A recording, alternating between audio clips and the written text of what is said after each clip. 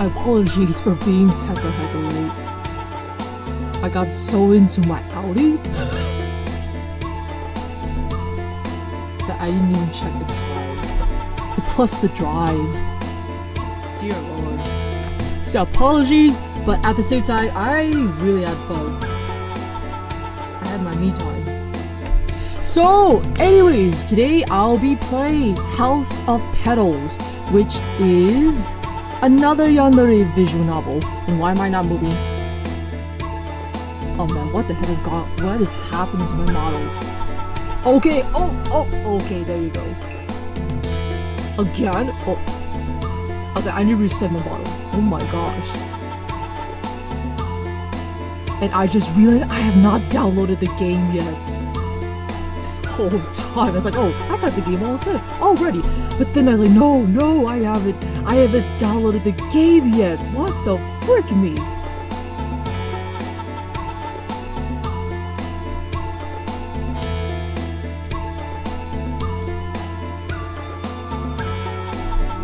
Okay. So dark over here, guys. Oh yeah, apologies for making you wait. Next time I should have let you meteor sprites know ahead of time. And also, yeah, in case if it's a possibility for you to pick a specific schedule beyond time, then I would definitely have a gorilla stream come out on, so that I don't have to make you meteor sprites wait. So apologize in advance. I'll try my best to do better. Stream on time next time, or let you know advance ahead. Okay, now let's play House of Petals. So, per prescription, that this white-haired guy, he claims that he's my hubby. Let me lower this down a bit. Oh, there's boys? And I heard that there's gonna be a bunch of bad eddies. So I have to choose my decisions very wisely. Okay, let's get to it. And by the way, this is only going to be a female protagonist. So there's no option for me to choose as a male. So let's just say I gender bend myself, and now instead of Angelos, I'm Angelas. And so it might have voice acting, but I'm not pretty sure. But if it doesn't have a voice, I'll take over it. So here's my cue for voice acting again.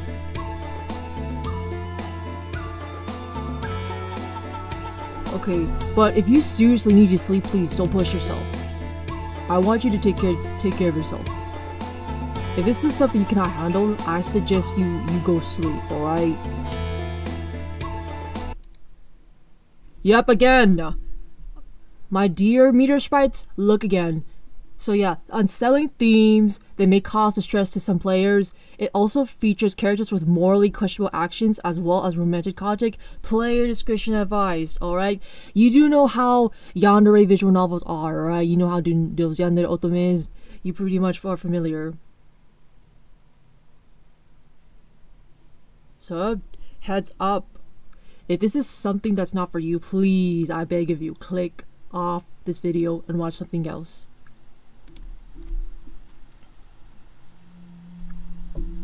I'm sorry for everything I've done, and even for simply existing, but please remember this. Who's talking?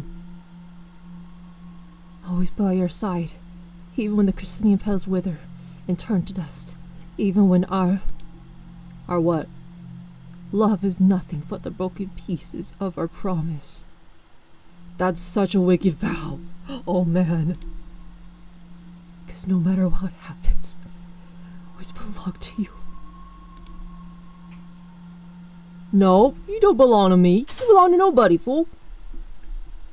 Day 1. Alright. Someone got isekai'd, and then I became a lady. Dust like flower. Oh, CRK reference. Return to flower. What is with this unsettling music? Oh jeez. I like it. The bell sounds. Something buzzes faintly in the back of your skull.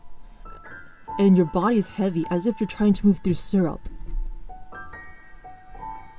Also, I thought of like making myself gender bend, like I would give myself some long hair or probably some, I don't know, some girly outfits so that I can fit in the gender bend role. So yeah, since this is only a female protagonist, just think of this as Lady Angelas. Or just Aang.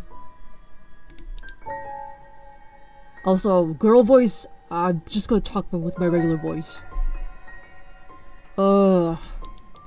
As the buzzing sound gradually fades, your vision clears and your instinct is to rub your temple to ease the heaviness. A bed? Where am I? Is that door pretty loud? What the frick? Who the heck are you? Yep, it's ominous, the music.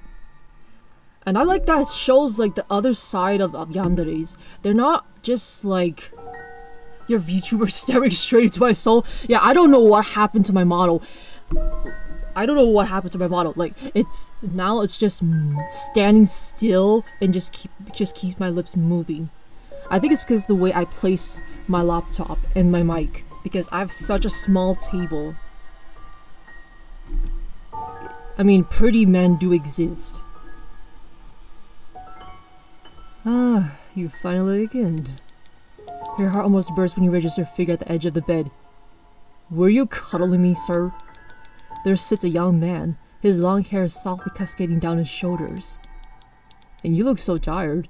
I mean, you got dark circles like me. It's still jolt upright, clutching the blanket tight against your chest to observe him. Okay, he is pretty. But I feel like there is more to this guy.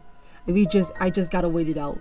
His calm demeanor holds no sign of danger, and a soft smile blooms on his face when your eyes meet, accentuating his ethereal beauty. The words tumble up before you can stop them. Let me start with who am I.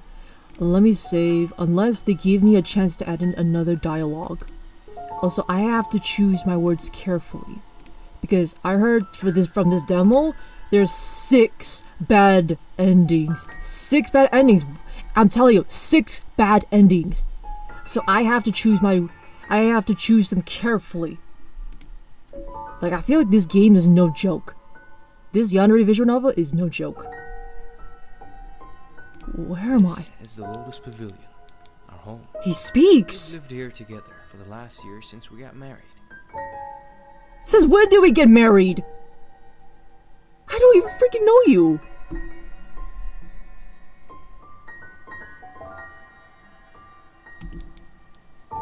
Married? You're my husband? Your face suddenly gets hot from that notion. That's the MC, not me, alright? Yes, I'm Han, your husband. Then get your hands off of me! He states plainly and calmly, as his smile retains, as if he expected your question. New clue available. The room tilts slightly in your vision upon hearing his words, and your forehead wrinkles from the pain. A sharp realization flashes. You have no memory whatsoever of who you are, your past, of anything. Han claims he's your husband for 1 year. Lotus Pavilion, which is this guy in my home? I don't think this considers my home. Yup, 6 bad endings. I looked from the description of the game. Panic sets in.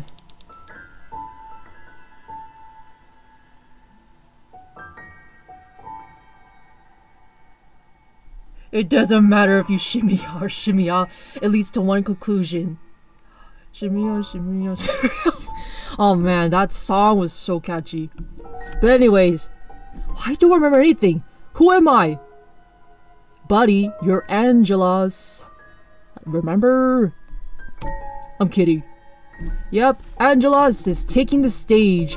Gender bend me is taking the stage. Angelos is gonna sit aside. I'm gonna sit aside. Your name is Angelos. or aim. You accidentally fell down in the garden and hit your head. Sure, I fell down in the garden yesterday and hit my head. Oh yeah, my actual name is Angelos, but if you think about it as a gender bend version of me, then it's Angelas. Let me just type it down. Oh man, I'm staring into your soul again. Sorry about that, meter sprites. Move, model, move! Okay, I'm moving.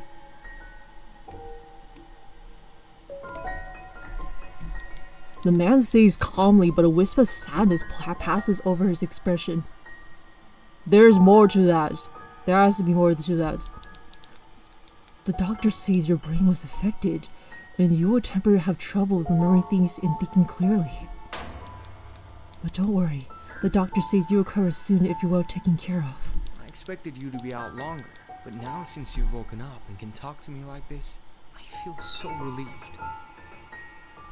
If you hit yourself, you can't just forget how. I mean, it depends on how hard you hit your head. It's possible you can forget things, like amnesia. I expected you to be out longer, but now, since you've woken up and can talk to me like this, I feel so relieved. You might even recover faster than expected. Let's try this. Do you remember who I am now? Choose wisely. You did say you're Han. Is there a way for me to save?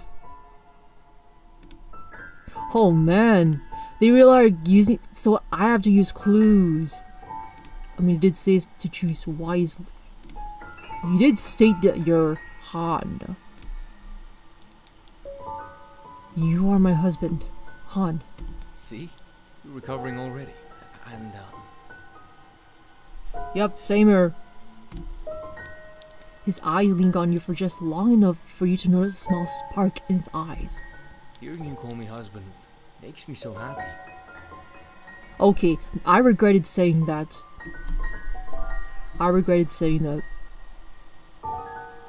Now you're more infatuated with me. This is bad. You lower your gaze to the blanket, flustered. I'm not flustered, I'm freaking out inside. But not before stealing one more glance at his face. Is it strange to think he's beautiful, like a living work of art? So beautiful, in fact, that you still haven't quite grasped what it means for him to be your husband. Yep, MC is easily flustered, man. The MC is easily flustered. If someone asked you to describe your ideal type, it would be him. For the MC, yeah, but for me, no. That makes sense, doesn't it? You are married, after all. Wait. What if the narrative is gaslighting me too? Not just Han, but the narrative. It's gaslighting me. I don't seem to trust the narrative either. And yet, despite the warmth blooming in your cheeks, you strangely feel calm in his presence. I don't. Yep, I feel like the narrative is gaslighting me too. I know it's so confusing to suddenly not remember anything, but I promise you, I'll take good care of you. What is with you? Yandere is not keeping personal space! Oh, gaslighting, for instance, for example, if I tell you... Let's say this cup I'm drinking is a milk tea. And if I tell you this is water, and you say, no, this is not water, this is milk tea. But I said, no, this is in fact water. And I'll keep trying to convince you that it is water until you believe it is in fact water. But in fact, it's not really water, it's milk tea. Your voice changed for a sec slightly. Yeah, it's in between voice acting and I just drank the milk tea.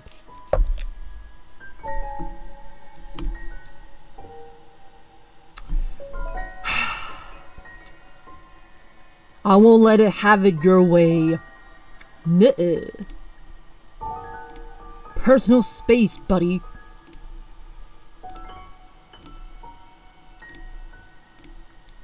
Startled, you pull your hand back. Is it too soon to be this close to him? You've just realized this now, don't you? You expect Han to get upset by your gesture, but his kind smile remains. I'm sorry for doing that. I forgot that you might not feel comfortable yet. I promise. I won't make you do anything that you're not comfortable with or consent to. Though what? It saddens me that I can't be close to you for quite a while. I'm guessing you have something coming up. Feel kinda bad. Don't be. We just gotta wait it out. I mean, I don't know if this game has jump scares or not. But we'll see about that. But since this is a horror visual novel, always expect some jump scares. Nervous, you change the subject. When do you think I will recover enough to go outside? Outside?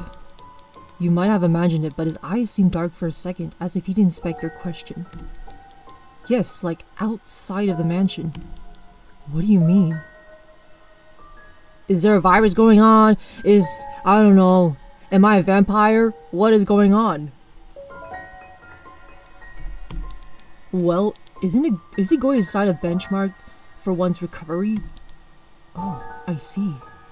Or you don't want me outside because once I slowly connect the dots, I would most likely get the heck out of here, and you tried every way to stop me. I kind of see what your gameplay is.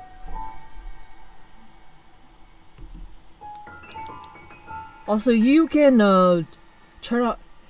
You can just turn off the volume. But wait. The gentle smile comes back to his face. You'll need more time to recover before doing that. But even when you gain full recovery, it's just... He hesitates. Even before the accident, you didn't like going outside. You said you would rather spend all your time in our mansion. Oh really? Oh really? Oh really? Oh really? Oh really? Really?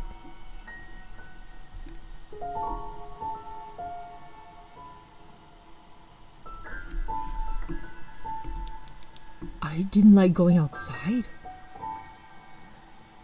I've been a NEET, a gamer. You desperately squeeze your brain, trying to dig up any memory of who you are, but find none. Disappointed, you let out a soft sigh. Slowly noticing your grimace, Han offers a sympathetic smile. But don't worry, if you want to go outside, I'll make sure you recover fast enough to do so. Even though his words are comforting, something about the idea of going outside stirs a strange curiosity, like a switch has been flipped in your mind. I need to slow down a bit, because if I try to choose to go outside now, something might happen. So I have to play with my cards carefully. You will? Of course I will. My priority is to make sure you're happy. But my dude, you look so tired. What the F happened? But for now, you should get some rest. Han stands up from the bed. Where are you going?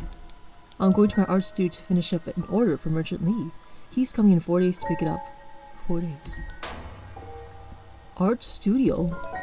Yes, I'm an artist. I accept orders from all over the country. Calligraphy, painting, and my favorite, ceramic making. First time hearing you trying to swear. I'm not a big fan of swearing. Like, I always alter most of the swear words. But I'm surprised some of them.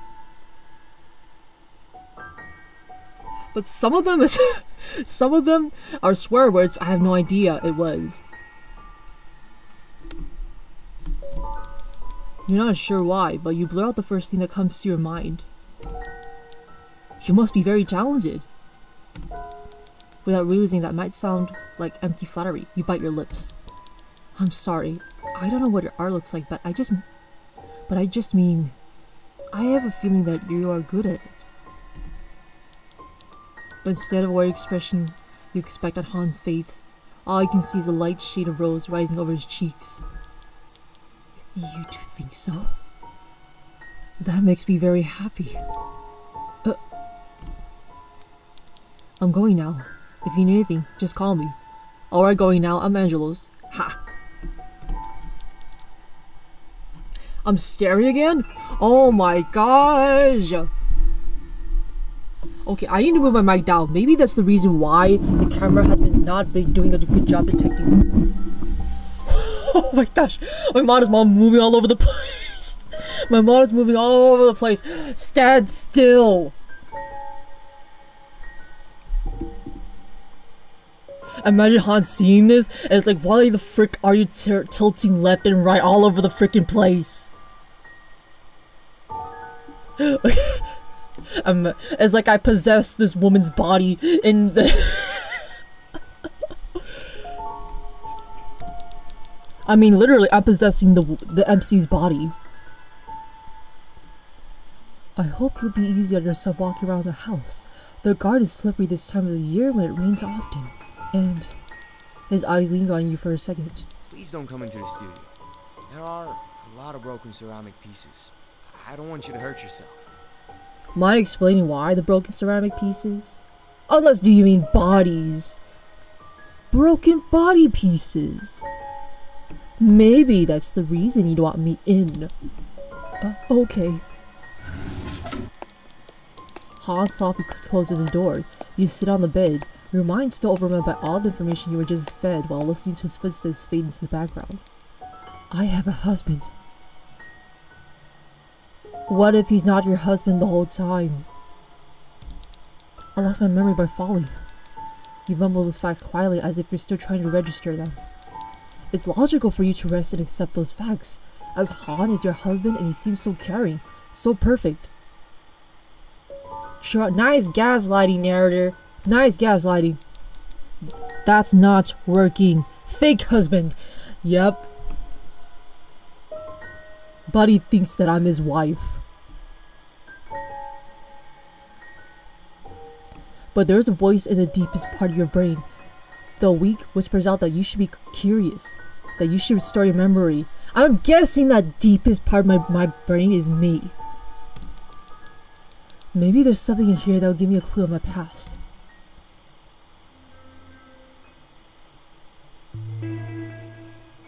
Think about it. Han said he's a ceramic maker. Rather forget than remember. Understandable. But I'm the opposite. I want to remember.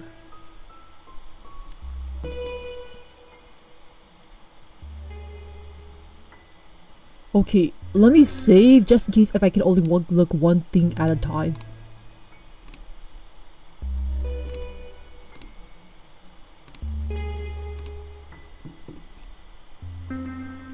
The vase. You pick up a beautiful ceramic vase next to the bed. There has to be some symbolism. Intricate blue chrysanthemum. Chrysanthemum? Remember the promised dialogue? The promised dialogue thing? I feel like it's connecting the dots. Design wraps around the smooth ceramic so elegantly that through abstract one can still recognize the raw talent of the artist. This was probably made by Han. But now that I noticed, why do all the designs around this room have chrysanthemum motifs? Even the dialogue text box has a chrysanthemum too. Are chrysanthemums the flowers commonly used for funerals? Oh, I can look up more than one clue. Excellent. Books of different sizes neatly stacked upon each other. You mumble the names of the books one by one.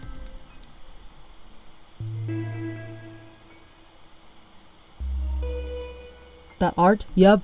Slowly. I just look at the desk first to see if there's any clues, and then I would look up the scrolls up there. Or the banners. The art of flowers. Lanterns in the mist. A poem collection. There seems to be all large poem books. A bound notebook with a new blue cover catches your attention. The day-to-day of Angelos. It's my diary. Wait, that's your diary? If that's on the desk, he would most likely look through your stuff. Unless he forged to make you think that it's your diary. He hastily flipped through the pages, desperately scanning for anything special. There are not a lot of entries, just mundane day-to-day descriptions of what you did. Not much personal opinion or commentaries until your eyes fall on an entry. I told Han that my favorite flower was the chrysanthemum, and today he surprised me with a garden full of them in our backyard, planted in secret, all by himself. Man. Hate to break it to you, buddy, but my favorite type of flowers are blue hydrangeas. Not chrysanthemums. Chrysanthemums are nice, but my favorite flowers are hydrangeas. Imagine I said that to him, and out of a sudden he removed all the chrysanthemums and replaced them with hydrangeas. That would be so freaking funny.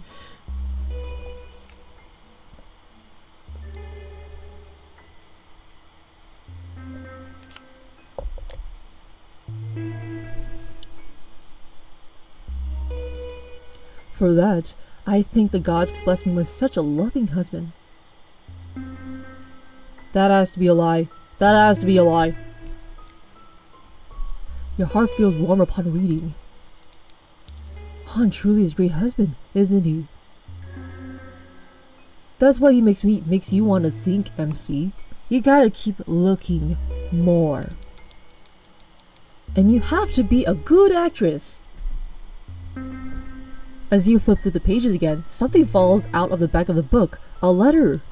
To my esteemed friends and respected acquaintances.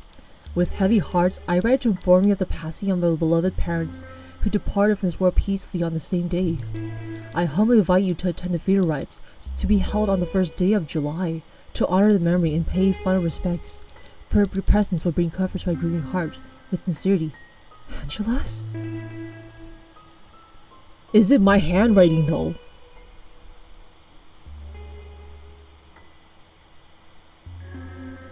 Your face feels so bland.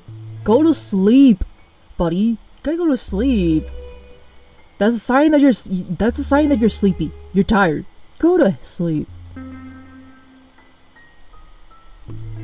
And I'm still not moving after adjusting I adjust the camera, I adjusted my mic, and I'm pretty sure someone wrote it down.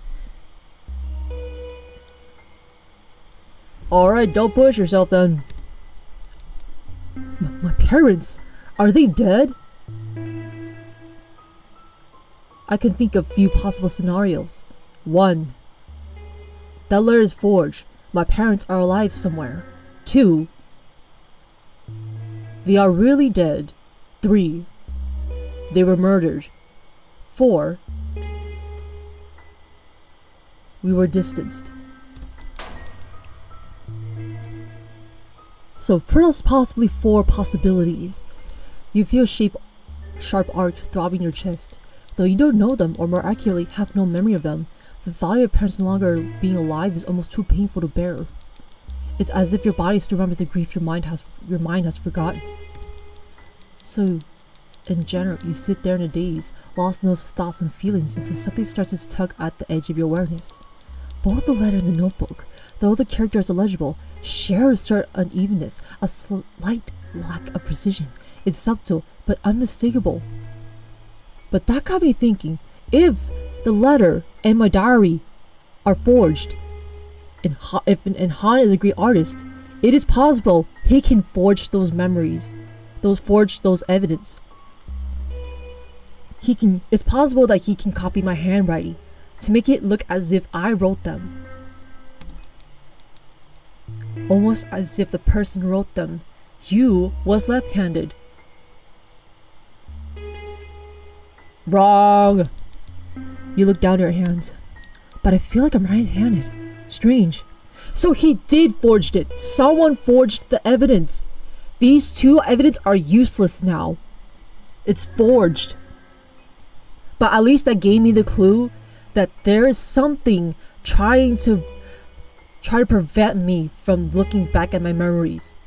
There is something that won't let me. And the fact that the MC knew this was a left-handed writing.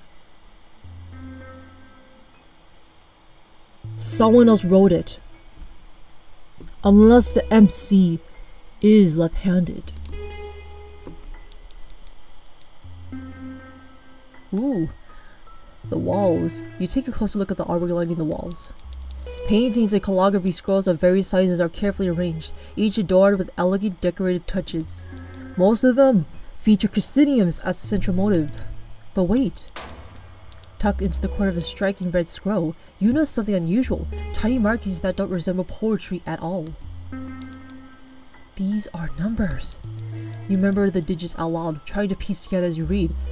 Okay, what's the number? That's a lot of numbers. I'm screenshotting that one. I cannot remember all that. I've seen this ending. And remember, timekeeper, do not spam too much in the chat. Yeah, try not to spam too much in the chat, so that the chat keeps moving. That's a lot of numbers. I cannot.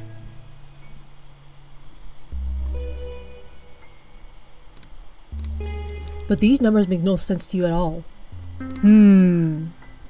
July.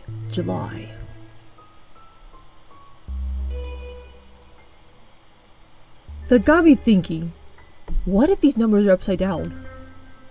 What the heck? Suddenly, overwhelming pain bursts in your skull. Ouch! The ground spins and you clutch the edge of the desk to stabilize yourself. Your mind is empty from the intense pain. Footsteps rushing in the room. Angelus! You fall down, but Han catches you. He gently guides you to the bed and sits you down. God. It's okay. I'm here.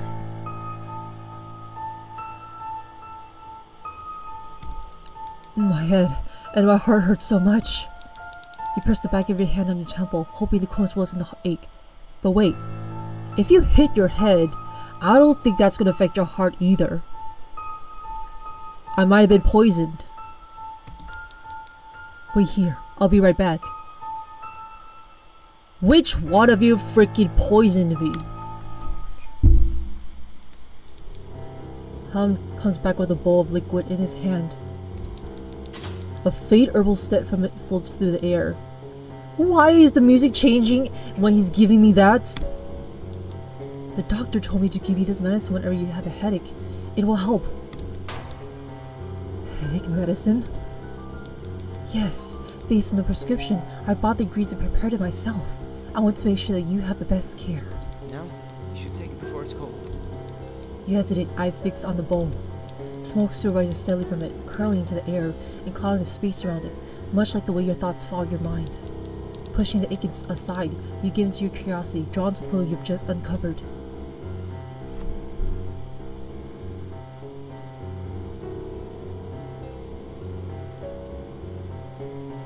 Choose wisely.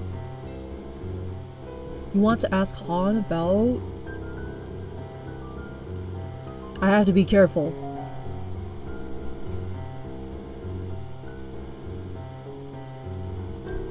Yandere feeling. Yep, it's yandere. Okay, I'm gonna save, because just in case I freak it up, I have the save button with me. I can always reset. Alright, I have to be careful. I cannot say the handwriting. So I have to keep things as simple as possible. Ask about the Lotus Pavilion.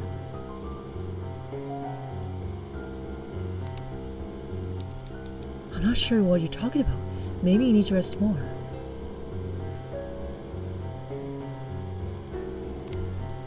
You? Can you tell me more about you? Even though this man surely seems to be a beautiful, loving husband, your curiosity about him burns. Me? Of course, you are my husband after all. Haha, yeah. Husband, hubby, hubby. Yeah, he says, you're my, quote-unquote husband. Your face feels hot as you say the word out loud, husband, so much that you almost don't notice the red tint creeping onto his cheeks. Of course, my darling. Whoa! Many words, but how about I show you? Don't tell me you're gonna kiss me. Don't kiss me. Don't kiss me. Don't kiss me. Show me. Let's go to my studio. Maybe you can learn more about me. But didn't you just say that I'm not allowed to be in your studio? Of course, you can't say no to a chance to explore the mansion and hopefully regain your memory in the process. Hall leads you through rooms and corridors. Though you have no memory of this place, your body feels strangely familiar with the surroundings, reassuring you that this is indeed your home. But at least it will get me to the studio. He stops in front of a room with a sign of studio and turns to you. This place is very sacred to me.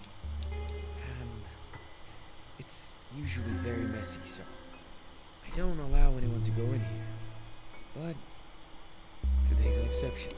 Okay, let me lower down the music a bit more. It's overpowering. It's overpowering the... What did I say? Let me lower down the music a bit more. There you go.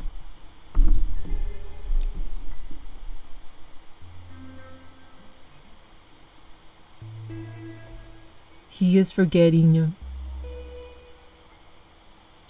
Oh man, I don't think you're good there. Well, at least Han will let me in his studio. I've got to play the part. Play as the loving wife. Even though his voice remains gentle, there's a hint of seriousness in his tone that you can't ignore, and you don't know how to respond to his remark except to nod. Thank you. The creak of the door echoes in the dim light. The room reveals itself, carrying a faint scent of ink and rice paper. You slowly tread your steps around the room, hypnotized by the sensation beneath your fingers as you trace the surface of a desk. Han leans against the doorframe, observing your every move.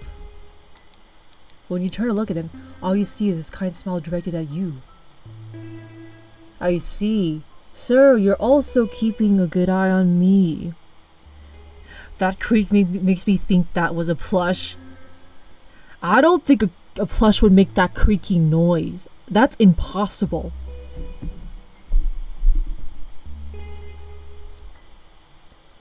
I see. He is keeping an eye on me. Not because I'm sick. I know he's trying to make sure I don't escape.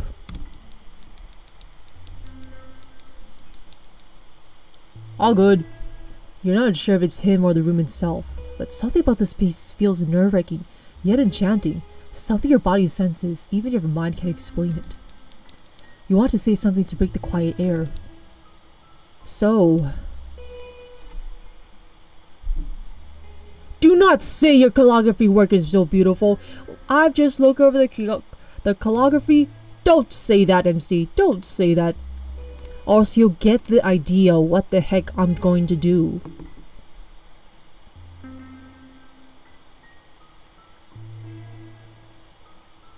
What do you usually do in here? You know, all sorts of art forms. Ceramic making, paintings for commissions, but lately I've been really into calligraphy. Calligraphy? You wanna try? Try? Yeah. You used to dislike calligraphy, and I was always encouraging you to practice. Maybe trying again will bring back your memory. In his words, your heart begins to race, even as your eyes remain fixed on the scrolls. I didn't like calligraphy? Despite that, both your body and mind feel strangely drawn to the thought of it. Okay. You sit down at the desk, your gaze flickering between Han leaning against the doorframe and the scroll laid out before you, hesitation settling in. What if that bamboo was mine? You reach for the wooden brush and dip it into the pre-grinded ink. This feels familiar. The moment the brittle tip of the brush touches the rough rice paper, your hand freezes. A mild pain pinches your forehead. Ugh! Back again. Hello, back again. I'm A. Your hand moves, following the visible traces you had planned for the character in your mind. But the pinch doesn't last. It fades the moment you look down and realize that, instead of the graceful strokes you imagined, only half a character lies before you, uneven, trembling, and mature. Why do you feel like I could have done something beautiful? That crushed hope disappoints you more deeply than you understand. Oh man, MC!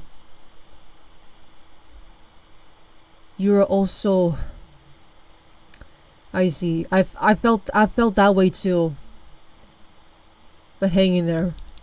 And just as you fixate on that feeling. What? What? What? What the fudge? Why are you hugging me from behind? Personal space? Personal space? Warmth rushes in from behind, enveloping your body.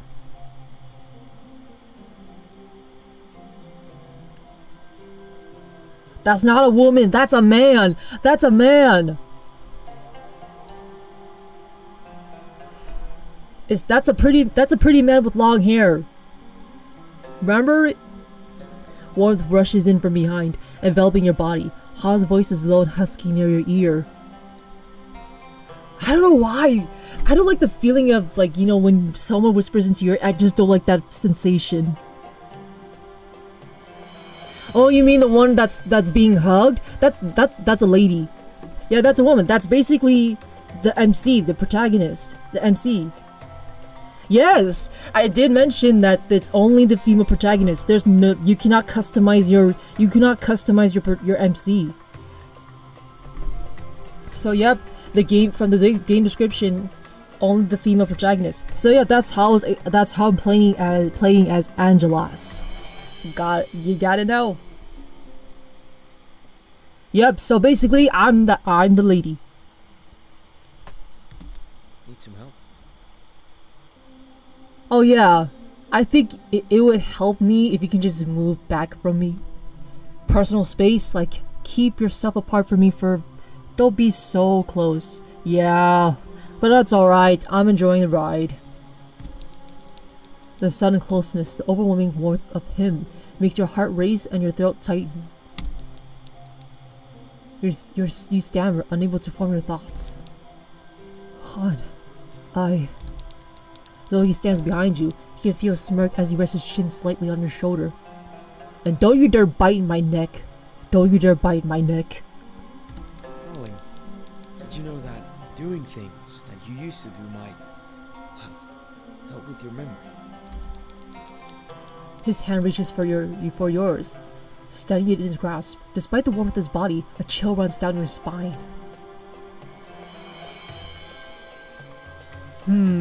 I feel like the reason I lost my memory is because maybe he wanted me to try again, to reach my dreams again. That's just a theory, a game theory. The thought of the two of you, husband and male wife, sharing intimate moments like this so natural makes your eyes burn hot. Sensing you're trembling, Han lets off a soft chuckle. Relax, darling. Let me guide you. I have a feeling if I recommend this game to some of my online friends, I'm pretty sure they cannot handle Han, because the voice acting is pretty good. I'm pretty sure they'll be so down bad for him. His grip gently leads your hand.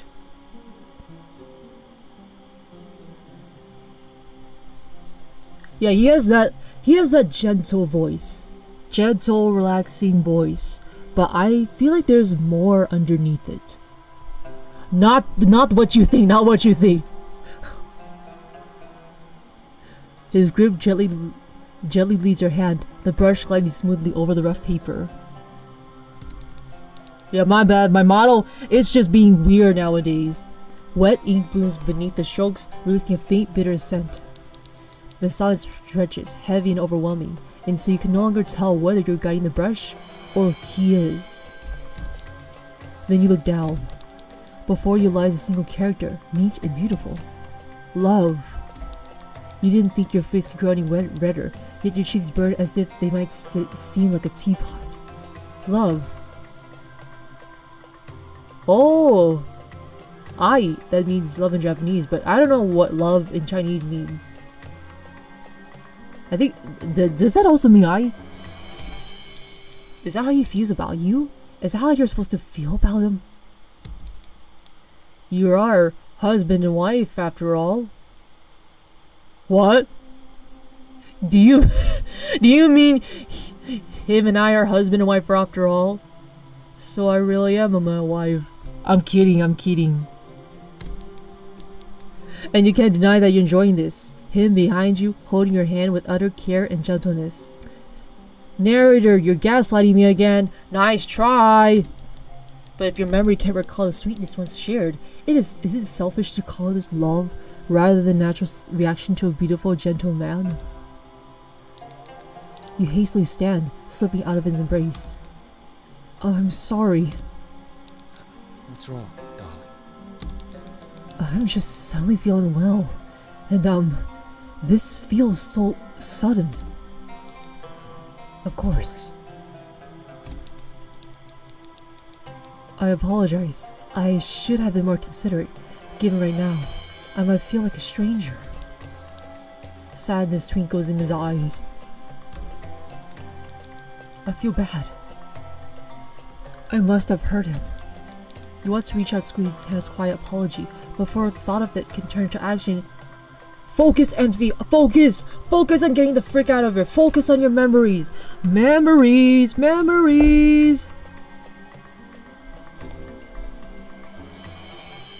Pretty boys do exist! Remember that! Pretty boys do exist. If I look far enough, yeah, it kind of looks like a lady.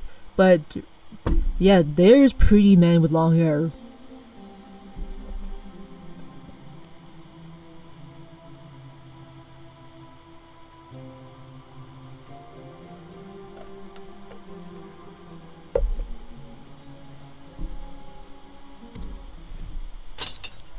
A loud crash burst from above the ceiling. Above the ceiling? Han? What was that noise? Han's brows knit together for a brief moment before quickly smoothing out. Nothing. There's a mouse problem upstairs. A few possibilities. 1. Someone is trying to rescue me. 2. There's an assassin coming to get one of us. 2 possibilities. Or 3, there's a thief with no intention to this. Should we go check? No! It seems like something. You're preventing me from seeing someone. I wonder who. He pauses and clears his throat. I mean, no. It's fine. A woman shouldn't have to deal with beasts like bugs or mice. You stay here. I'll go check. I'm a guy, but I can deal with bugs. I just put them in the cup and take them outside. Mice, not so sure. Okay. He stops halfway up the stairs and turns back to you. One more thing. Please try not to touch anything in this room. I like things arranged in a certain way, so I can focus on my work. Noted. Okay. With that, he hurries upstairs and disappears from sight. It's just me now. What do I do? Hans said I shouldn't touch anything, but maybe there's something. Hey, no touching! He would get that mad at me, right? You begin to look around the room. Nothing seems out of the ordinary, just pens, papers, and works of art. Then your gaze drifts to the bookshelf. One book sits slightly out of place. When you pull it out, something slips free and falls to the floor. Piece of paper! Marriage covenant. On this auspicious day, under the witness of heaven and earth, we hereby record the binding of union of Angela's and redacted, who vow to share one household, one fate, and one name.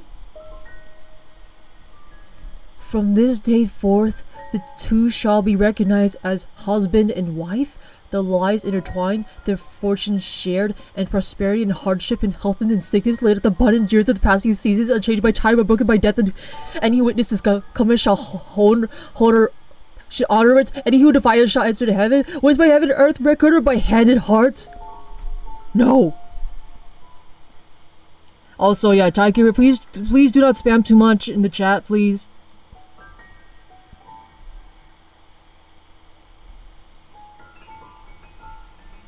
I appreciate.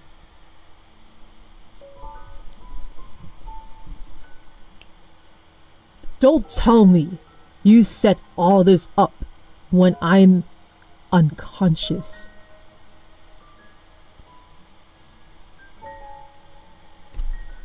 Was I wedded in my sleep when for the so-called wedding? Was I just a sleeping bride? Like, and then I now browse you husband and wife. A marriage certificate between me and... What if that's not Han? Because Han has three characters. Yeah, well, 3 letters. The groom's name has been scratched out as if by claws or fingernails. You try to tilt the paper, searching for any trace of the name beneath the damage, but there's nothing. Was it Han's name? Did a mouse in this house just happen to scratch it out? As you dwell on this new mystery, a movement outside the room catches your attention. Alright, now put it back to the way it was, because you remember he said he wants things to be certain, like certain things to be back the way it was. Is that a person? A glimpse of a young man appears beyond the doorway, his eyes fixed on you, unblinking, intense. You don't look so good there, my man. Hello? You rush toward him before you reach the door. It slams shut with a violent crack. Hey, you! Hey, you wave in the dark, way in the night.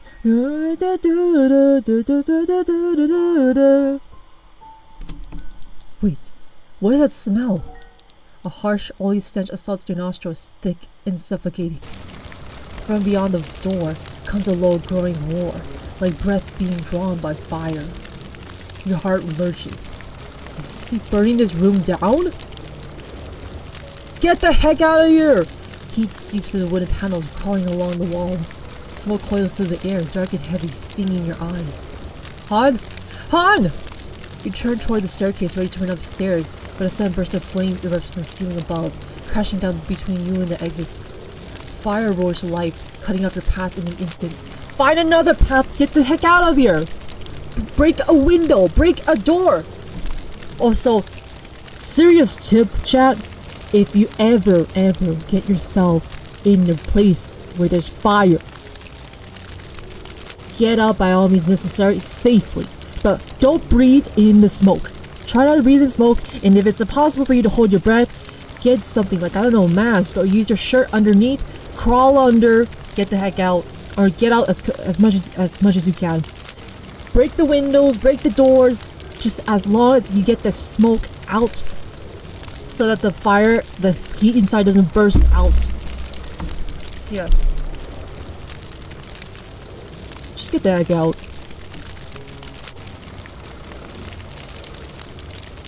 Also be careful when you're near the windows when it's fire, because it might make the windows blow up too.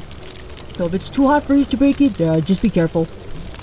But just search it online just to be sure, because I'm not really a trusted source for this one. Source, do not always trust Angelos. No! You stumble back as the flames surge higher, their heat forcing away. The way upstairs is gone. The fire devours the room with frightening speed. Scores the night first. Ink bleeding and curling as characters vanish in silent screams. Can't breathe! How violent, your vision blurring as the room glows in a forgiving orange. Then the ceiling cracks. A deafening roar engulfs everything as flames rush toward you, swallowing the room whole. The heat becomes unbearable. Your thoughts fracture, scattering like ash. Nothing remains but an endless white stretch across your vision as your heart gives its final beat. Wait, I'm dead? The past burned away, but the bond remained. Burned nectar ending unlocked? That was the bad ending? What?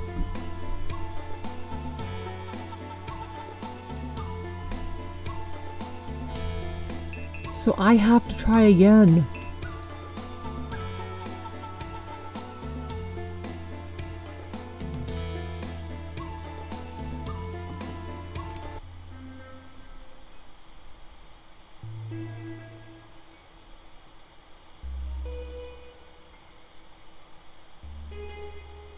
What have you been working on? You know, the usuals. Ceramic making, painting, but lately I've been really into calligraphy. That's the same dialogue, so it gets the same outcome.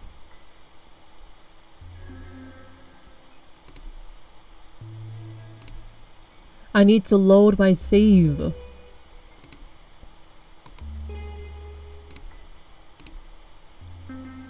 I'm so glad this save file, it does not reveal my time zone. I'm so happy. So that I don't have to keep turning off every time I need to save. Kudos to that. Thank you. I really appreciate it.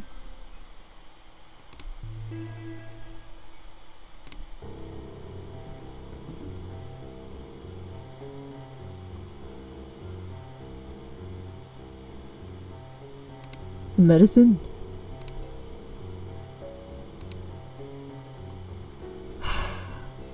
Merchant Lee?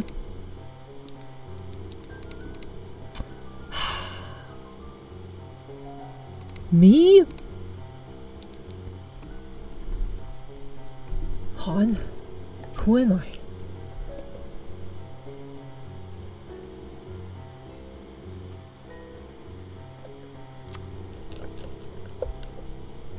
So I was originally married to someone, but who?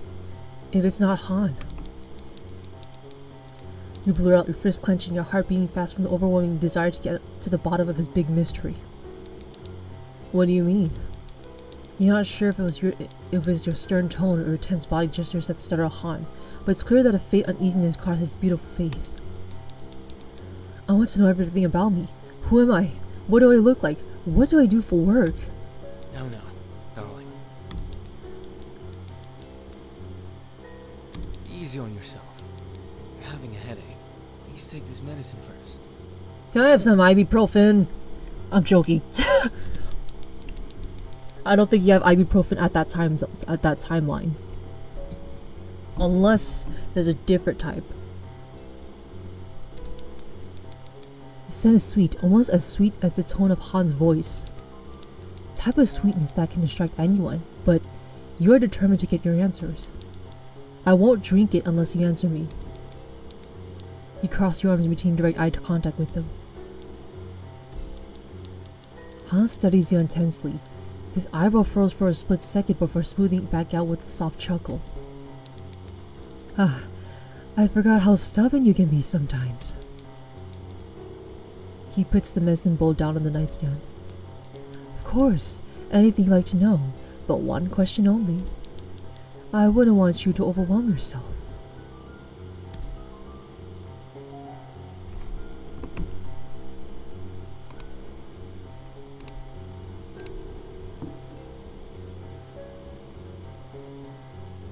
What do I do for a living? A small crease forms between Han's brows when the question leaves your lips, and you can clearly sense he's trying really hard to force a smile to hide it. You are my wife. Okay, but the housewife does not count. So I didn't do anything for a living? Well, you did like making art. He states simply and plainly. You expect a follow-up comment from him, but a few seconds pass by, and his lips remain still except for a somewhat strange smile on his lips.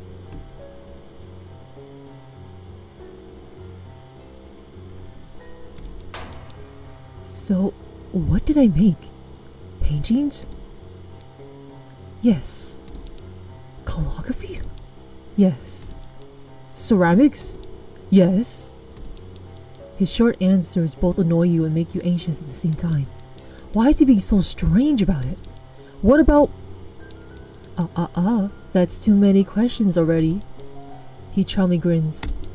You drop silent for a brief moment. All this new information is indeed a lot for you to register. It feels like your mind is disappointed yourself, not being able to recall any of this. I understand you have so many questions, but you also have a lot of time left to recover to ask me questions later. We don't need to rush it. He fetches the medicine bowl and brings it towards you. The headache registers again. You were just so caught up with your curiosity about yourself that you forgot about it for a moment. I do need to get rid of this headache first. You softly nod. Han brings the spoon upon to your lips. The warm liquid fills your mouth and runs down your throat. Your tongue involuntarily savors the bitter taste with a hint of sweetness. And he was right. The medicine quickly replaces throbbing your forehead with a feeling of ease. I hope you feel better now. It's getting late. You should get some sleep. Holding the empty bowl, he stamps out, ready to leave. Wait. You call to him. Is it okay if I leave my room at night? Leave your room? Something about your question makes him uneasy. His brow is slightly furrowed. Well, I might have to go to the restroom. Maybe just need some fresh air. Yeah, I do need to use the restroom. Huh. Of course. This is your home too, darling. With that tone, that's not really my home, is it? Although... He locks you with a gaze. His lips are still smiling, but his eyes store something unexpectedly stern and sharp. No matter where you go, do not go into my studio. There are a lot of broken samurai pieces on the floor. Alright, Alright.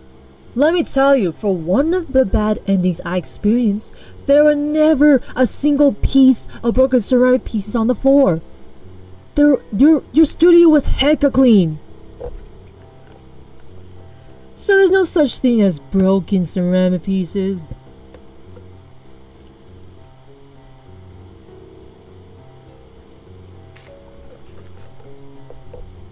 Why the fudge you lying?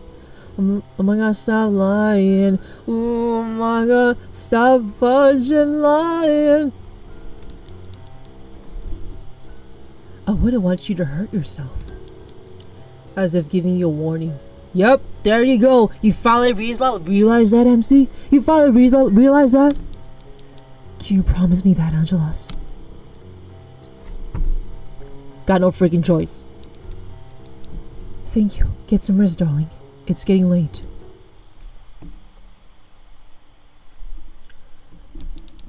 Her peaceful sleep is stirred by a faint creak. What's that noise? You blink awake, heart ticking a little faster. Another sound follows, a soft groan of wood. Oh, I'm gonna get stabbed, right? The door, it's being opened. Slowly, just a crack. I'm gonna get killed.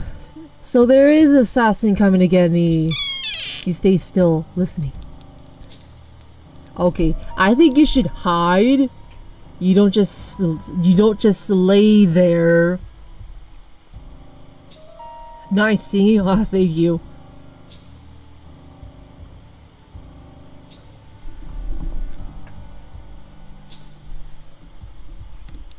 Something is there, just beyond the threshold. Curiosity burns. You quickly get up and open the door to inspect. Why would you open the door? No one. Just a flake glowing red light from lanterns, but... What are these? Wait. I don't think these shoe prints are from this timeline. On the floor, there seems to be footprints. They form a long trail walking away from the room. Who are these? Are these Han's footprints? I need to follow them.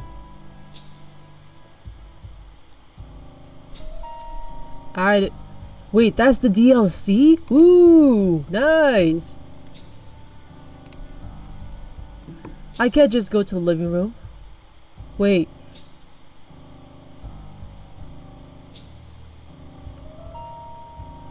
Okay, so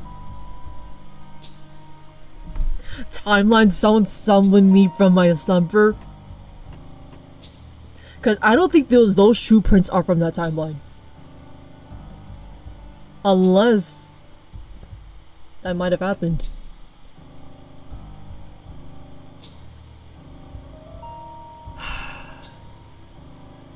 I have to be careful. So if I'm in my bedroom, go to the living room. But the studio in between that is so... I hope you don't go to the studio, MC. You follow mysterious muddy footprints. Walking carefully with a small lantern in your hand, you can only see one step ahead. Such a big mansion. You take in the surroundings. Though visually unfamiliar, it feels like your body still remembers the place, as though you've lived here for a long time. It's a strange feeling that you can't quite explain. Looking around the room, your eyes are drawn to a shelf in the corner. Ceramic vases and books, all arranged with an eye for decoration and taste. Stack of letters neatly laid on the shelf. These are exchanges between your parents and their customers. As Hans said, their merchant's business seemed to be doing great. But the letter stands out. I'm gonna die, right? I'm gonna die. No, but seriously, I got wide awake just from almost sleeping. Man, you seriously need to sleep.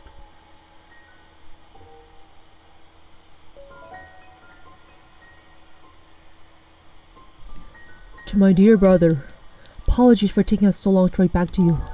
The business has been doing really well, but something really bothers us. You know how trouble you have always been with our daughter, Angelus.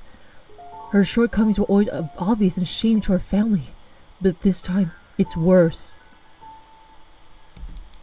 Is this letter from her parents? She's at that age that one would consider her leftover, yet she refused to go meet the prospects we have arranged for her because of the strange reason. While we're so ashamed to even write the reason down in this letter, perhaps next time we can tell you when you visit us. Oh, so I was in an arranged marriage. It's 1 a.m. No sleep good because I don't feel tired anymore. Oh, dang. So that explains why he scratched out the name. Because I didn't want to be in an arranged marriage.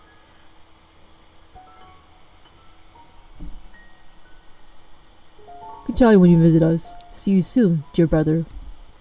So that's the uncle. They were ashamed of me?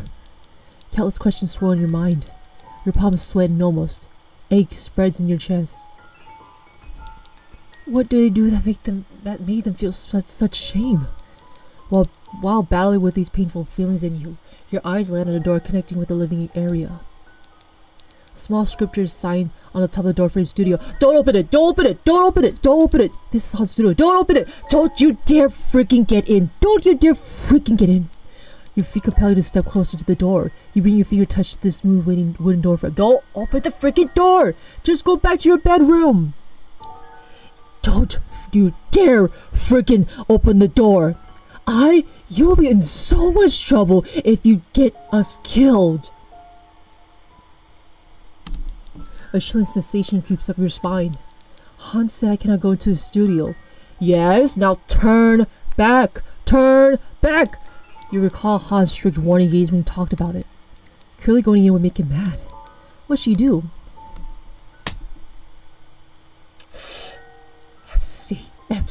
MC. Fine! If you want to die, go ahead, I guess, MC. Though knowing that it's wrong to go into the studio, according to Han, you know for a fact that you do want to go into the studio. Nuh-uh, it's the MC.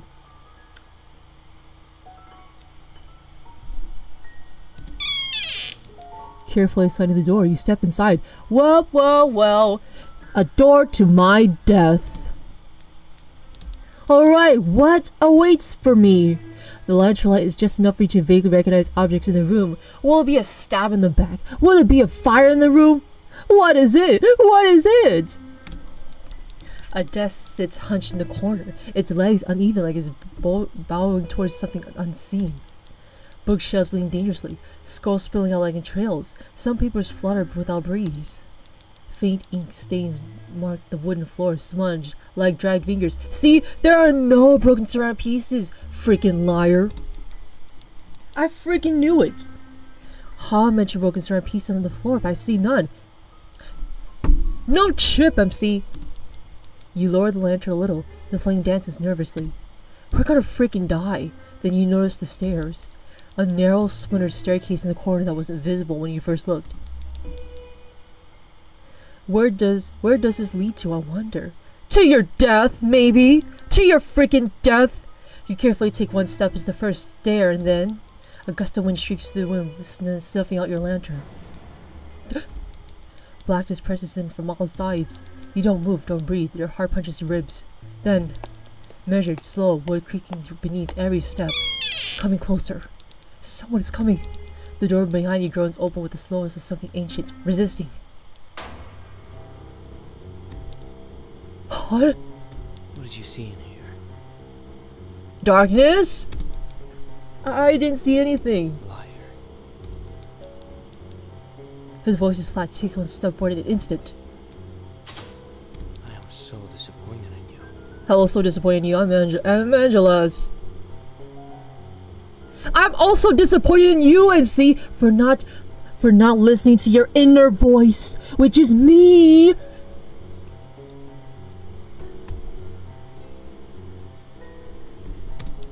Not a trace of the warmth and loving tone you showed you before. The room plunges into darkness yet again. You try to turn, but your limbs move like they belong to someone else. Fingers clamp around your throat like iron, unyielding and cold. You try to inhale, but there's nothing. Just a sharp burn of air denied. He's choking me! Pain and panic surges. Your hand claws instinctively, useless against the force tugging around your neck. Everything narrows. Noise gradually fades, and just before all the sun drowns out, a whisper grazes into your ears. Darling, I hope the next time you'll wake up, you won't do this again. So you did do something to me. You did something that made me erase my memories. I freaking knew it. And the last flickering moments of your mind, a vision.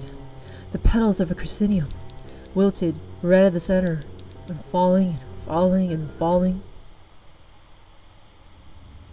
to my death. He loved you most when you were silent, still, and hollow. Game over! At least I see your true colors. Broken pieces ending unlocked. That's ending too.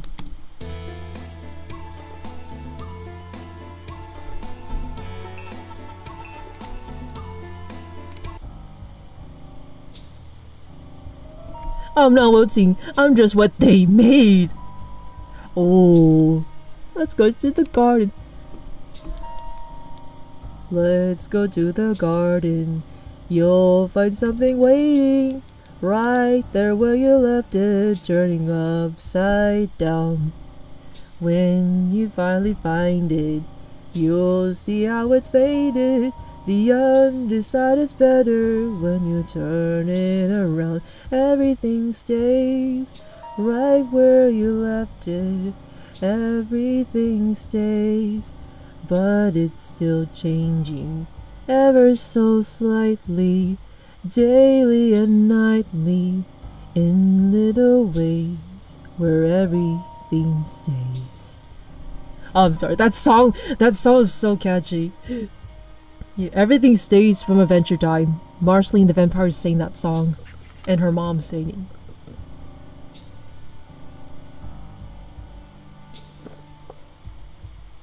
I ran out of my milk tea.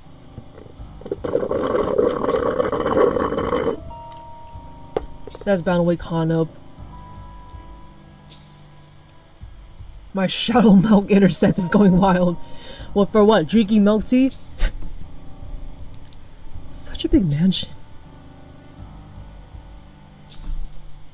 Okay, let's wake Han up with my slurpy noises.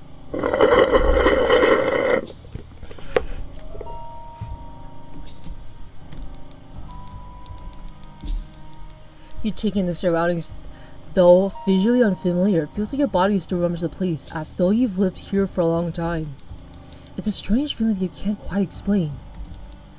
Trail of footprints stops at the edge of the door leading outside.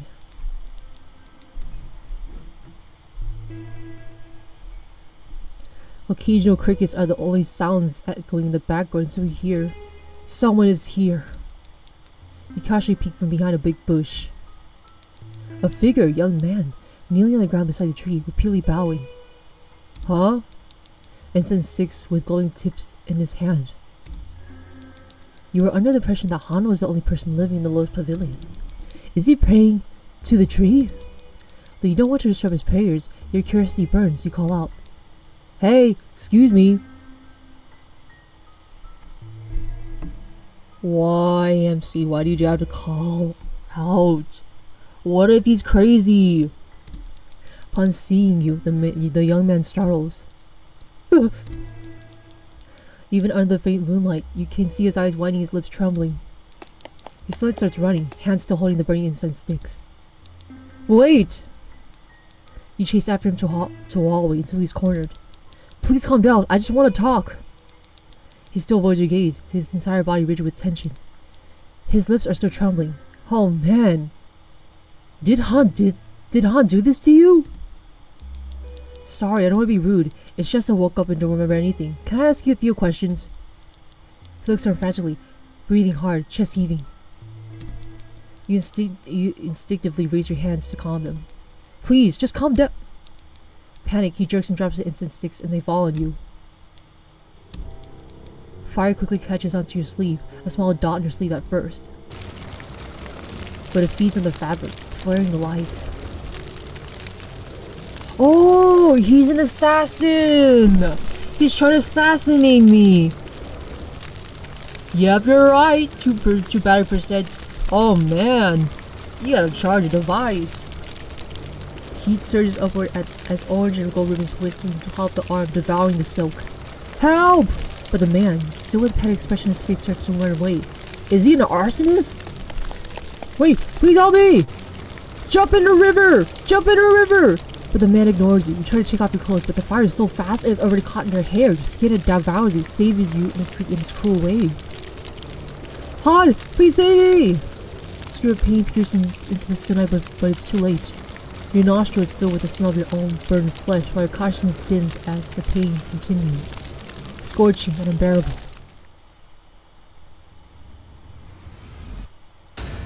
Fire longing, cold in silence, this love cannot hold its form. Burn Petals ending unlocked. Alright, finally you're going to sleep. Good night, Timekeeper. You better have those sleep hours. Take care, adios. That's ending 3.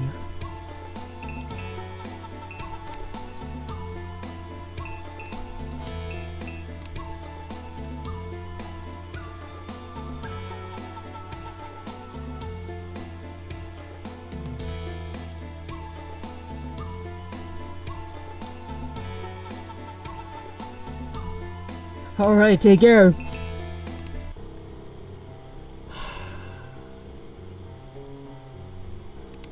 Let's ask about Merchant Lee.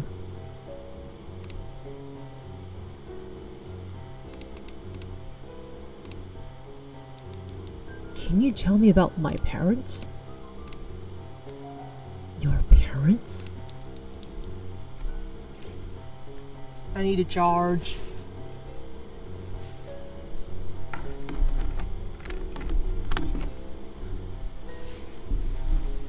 A trace of uneasiness grazes Han's face. Saw a letter about their funeral. I see. It'd be natural for one to be curious about their own parents. Han gazes at an unseen point in the room. His lips press into a quick, almost sad smile before speaking. They both passed away from getting a contagious lung infection very soon after I moved to the Lotus Pavilion. So you killed them? You moved to this mansion? Does that mean it's not your family's? It was mine's? No. This mansion is your family's. What? What?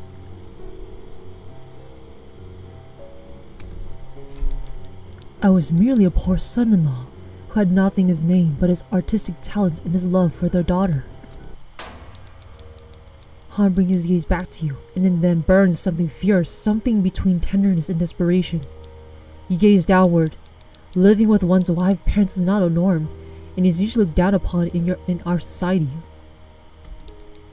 I know what you think. It might not be the most socially acceptable position for me to be in, but your parents treated me with nothing but kindness, and I viewed them as my own parents. Oh, sure, because I read from the letter that they were ashamed of me. They were ashamed of me.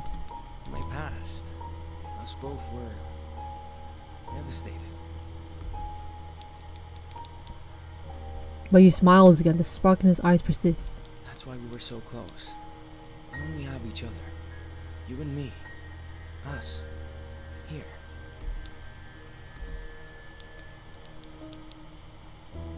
Now that you know about your parents, would you take the medicine?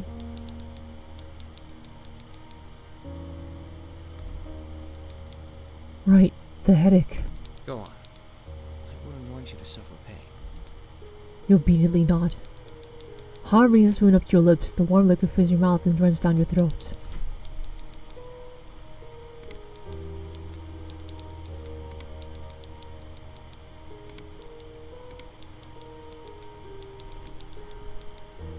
What?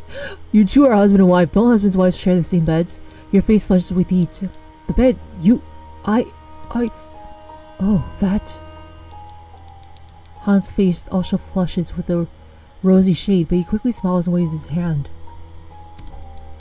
Don't worry about me. You and I shared a bed, but for your comfort, the bed is yours for now. Thank gosh. I'll sleep in the studio.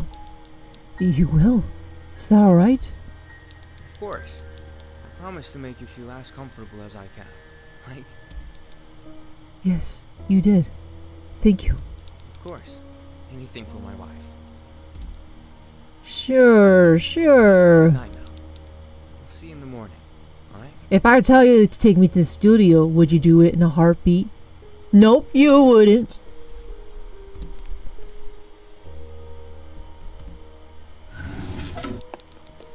After Han leaves, you spread out the mattress, letting sleep take over you. The smell of herbal medicine still gently weaves through the room. If I see another letter, that means I'm gonna die. What's that noise?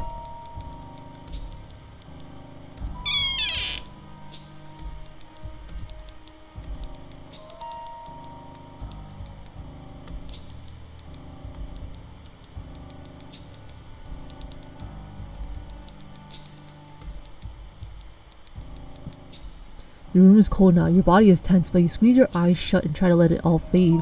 You force yourself back to sleep, even when with that feeling lingers, heavy and quiet in the dark. Wait, that I was supposed to go to that route?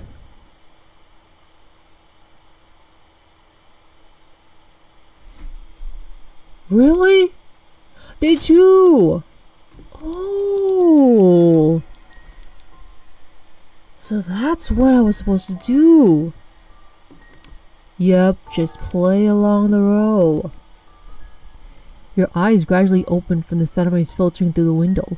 Your mind and body are slightly exhausted from a restless night. Good morning, my darling. Han's face above the bed startled you. How long have you been here? Probably the whole night. Han gestures his head towards the tray of food on the desk. I came in to bring you breakfast, but you were still asleep. I didn't want to wake you up. But I'd be lying if I said I didn't enjoy looking at you sleeping so peacefully. I don't think you should. Heat rushes to your cheeks. He was watching me sleep. Now, would you eat breakfast? I made just for you. Thank you.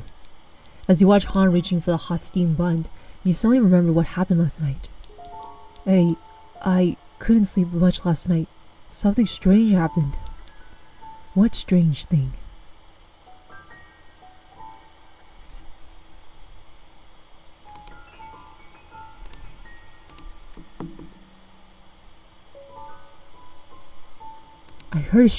I was sleeping and suddenly heard someone open the door.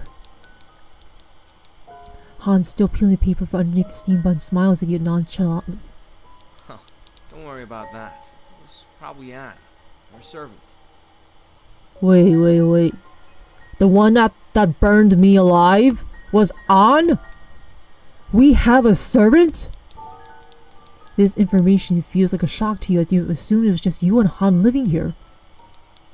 Yes, An was a servant for your parents. Now he's still living with us. But why was he here? He tends to go around and cleans hallways at night.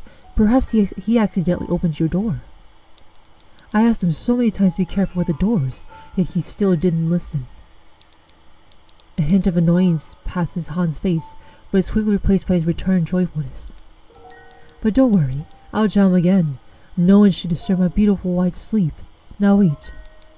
He hands you the steam bun and you take a bite. There is something chalky about the texture of the bun, but you're still able to force it down. There's no need to be rude about such a thoughtful gesture for him, cooking for you and taking care of you. Since you finished eating, would you like to go to the garden with me? The garden? Yes, fresh air is important for your recovery. Besides, it has always been your favorite place in the mansion. He gives you a playful wink. Think about it as a date. A date? A date? Flushes?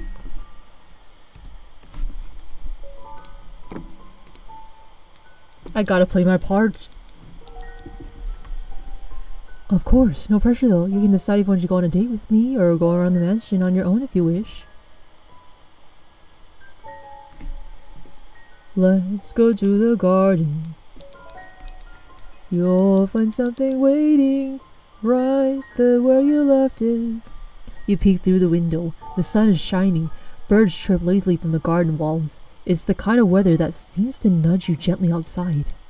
Besides, your gaze falls on Han again. The joy in his eyes makes him almost resemble a puppy, and it will feel like a shame to turn down someone who's been so nice to you. Yes, someone's so nice to the point that they somehow choked me to death!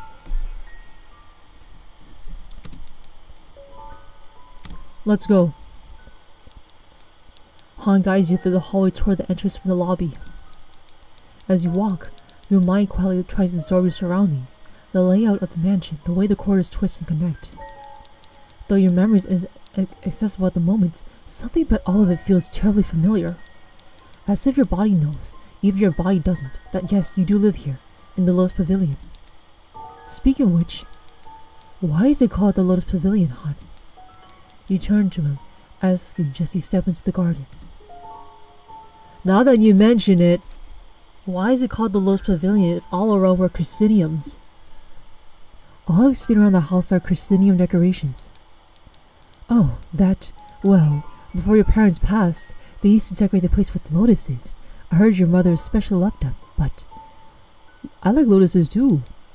Han hesitates, his eyes shift toward you, studying your reaction. After they passed, I personally asked the servants to change everything, because you like chrysanthemums. Just because of me? Isn't that a little disrespectful to the previous owners? To your parents? He gives a small shake of his head. No, I don't think so. If your parents were alive, I'm sure they would have approved in a heartbeat because... He turns to you fully now. His hair catches the sunlight, stands glowing like gold. Isn't that proof that I love their daughter very, very much? Yeah, that's proof. A concerning proof. His eyes meet yours, bright and unwavering. Your throat tightens into small knots. You're not sure how to respond, and yet your chest flutters. Something in you recognizes the sincerity in his eyes, whether you want to or not.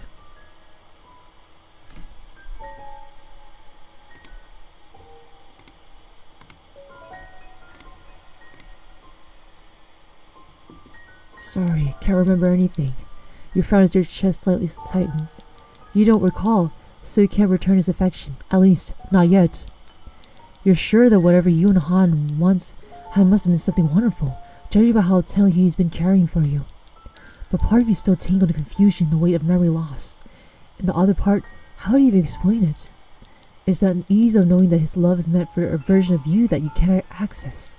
Yet instead of the disappointment or frustration you braced for, Han's smile remains gentle, unshaken. It's okay, it really is. Please don't be hard on yourself. I can wait for your memories to return, no matter how long it takes. He pauses, then adds with a softer voice. And while I wait, I can always make new ones with you. He gestures toward the tray of tea already set on the table, inviting. Steam curls into the air, and its scent mingles with the scent of fresh grass. You both sit down at the bamboo table, and Han reaches for the teapot. With practiced grace, he tilts it toward your cup with one hand, while the other gently holds his sleeve back to keep it from getting in the way. You quietly watch him, momentarily dazed by how skillfully he moves, like the tea itself is just another expression of artistry. No different from the ceramics scattered beautifully throughout the house.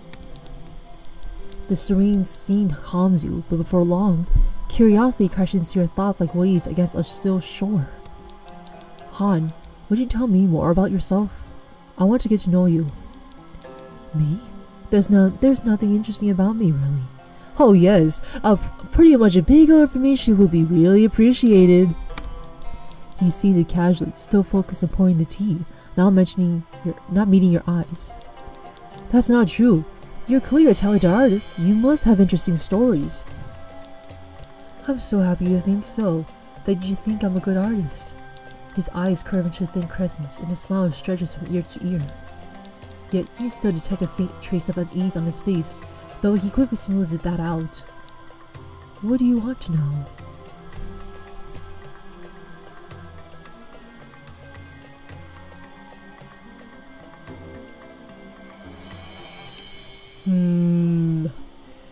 I think I should.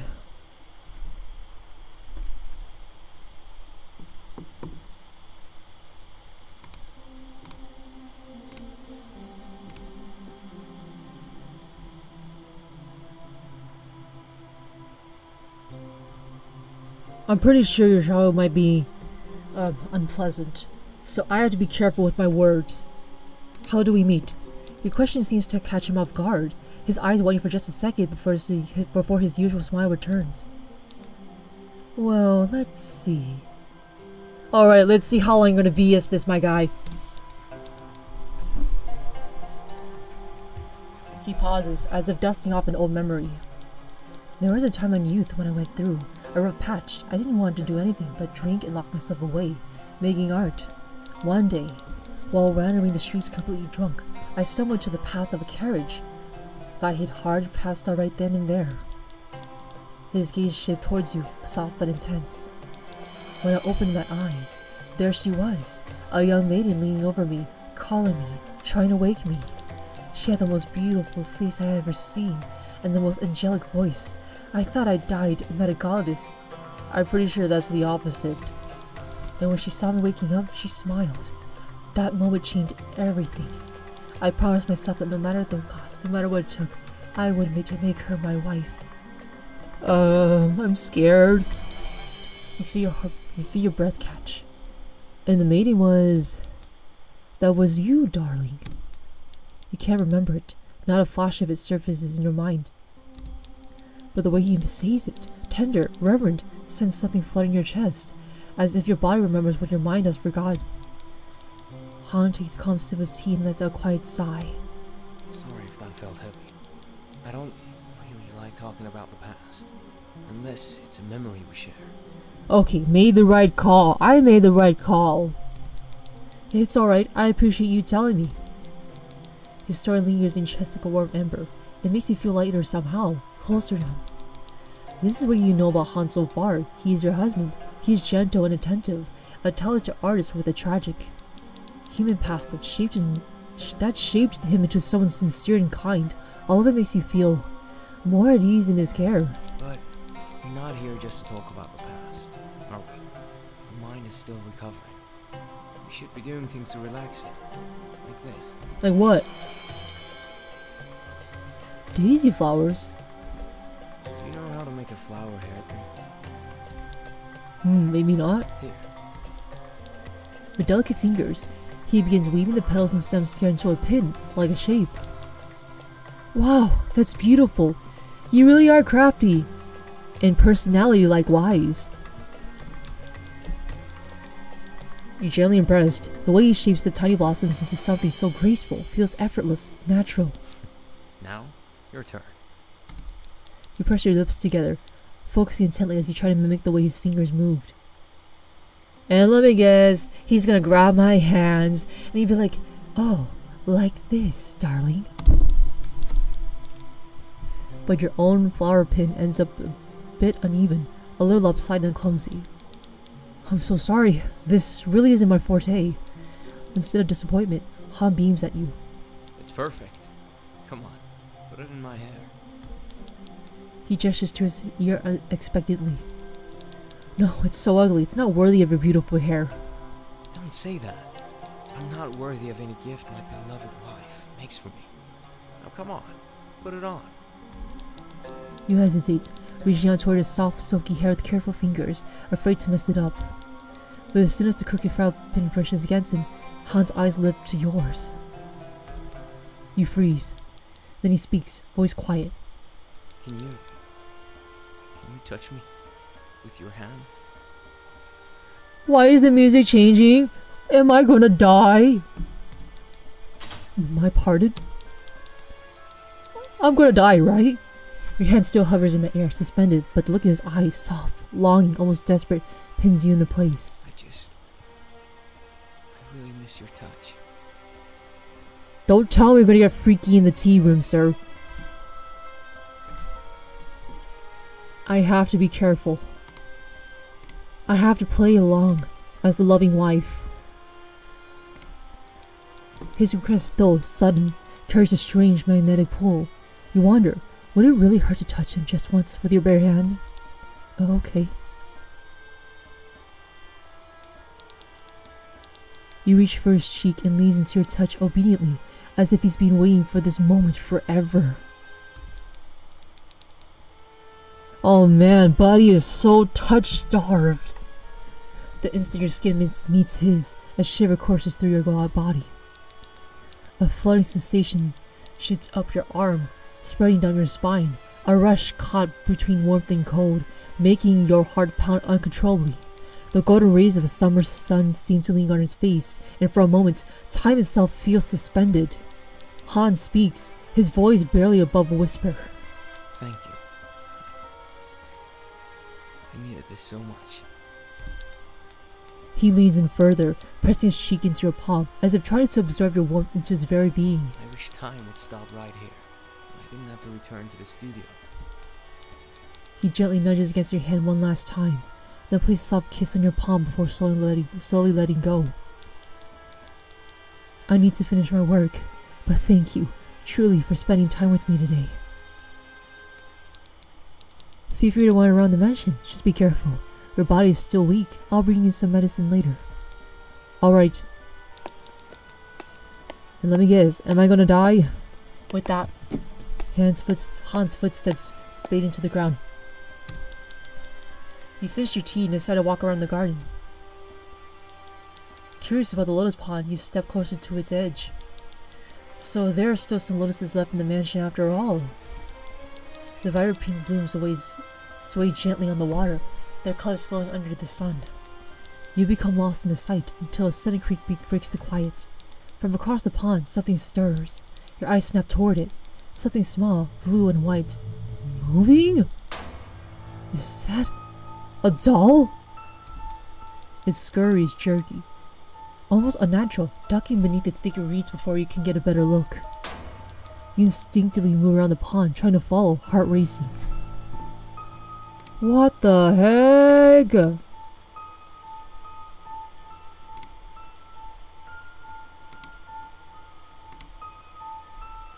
That's a ceramic doll.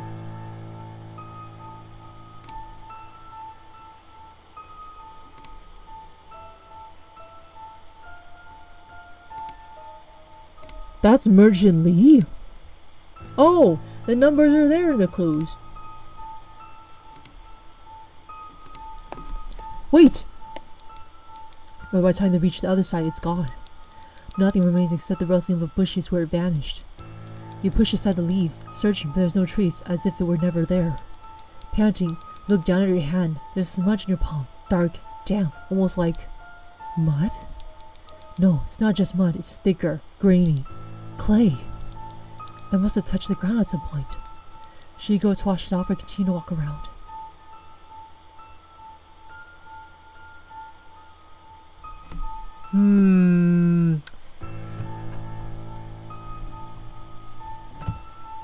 Okay, let me save. I have a feeling if I go back to the living room, I might reread the parents' letter again. But I had to be careful. If I don't wash it off, maybe Han will suspect something of me. So just pretend to be obedient. As if I've never touched anything. Han really unbothered by getting dirt all over me. You notice buckets of clean water and rarely prepared in the corner of the bathroom. Han must have prepared this for me. After filling the tub, you take off your clothes and submerge yourself in the water. Okay, I wonder if I'm gonna die by drowning or someone's gonna stab me. I don't know. The coolness envelops you, easing the summer heat and the tension in your shoulders. You relax. And in the corner of your eye, you notice a shovel hanging on the wall. Oh, you must have buried someone there. Strange. Why is there a shovel here? I don't know, to bury dead bodies? Probably, most likely. It's not just to dig up dirt to put flowers in, you know?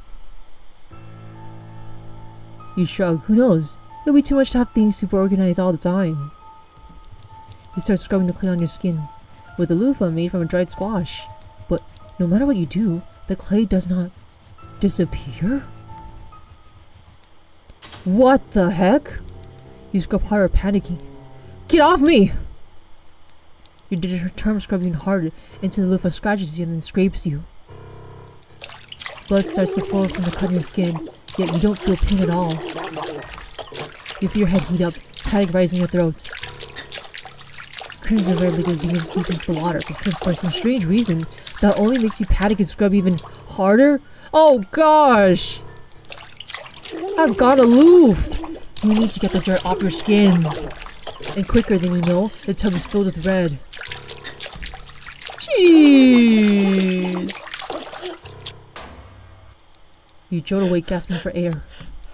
The water around you is still clear. It seems like you were dreaming. You blink rapidly, heart pounding, the clear skin. Gone. No blood, no dirt, just your bare, clean skin.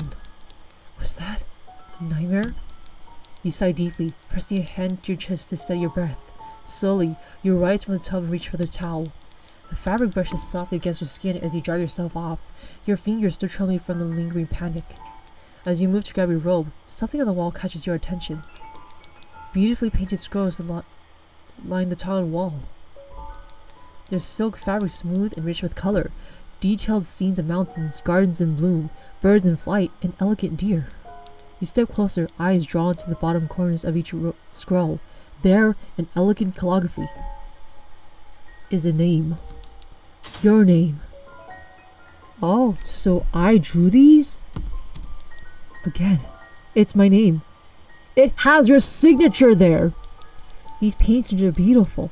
Even the calligraphy characters are neat, as if drawn by someone masterful. Unless that's forged. Were these made by me? After putting on your clothes, you lethargically walk back to your room. Thoughts about what you saw boggle your mind. If those paintings you saw were truly yours, you must have been a wonderful painter. And though that notion is something that deserves to be celebrated, you have yourself for not remembering anything about your past, about the person you were. What if those memories will never come back? Would you forever lose this version of yourself before the accident? As you enter the bedroom, a familiar figure has been waiting for you. Han, what are you doing here? I'm here to bring you medicine. Han raises up the bowl of medicine in his hand. Han's hand. I don't know. You cast a slow gaze toward the window, where the sun rays have waned into a glowing red sunset. Guess it's time already. Han slowly approaches you. How was your day? Did you have fun exploring? Fun? Sure. Yeah, I had fun. Your mind drifts to the events earlier today. It was a strange day at the least, and you become even more confused. What's wrong? You look unwell. Well, it's the headache. Yeah, it's the headache. It's the headache. It's the headache. You really want to ask Han. It's the headache. It's the headache. It's the headache. It's the headache.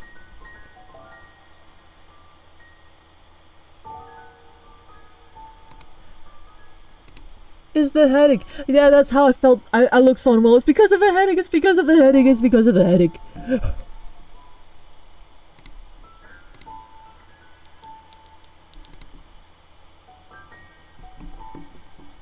The Lotus Pavilion.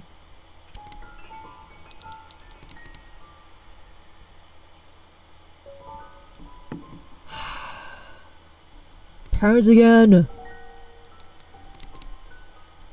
Fine.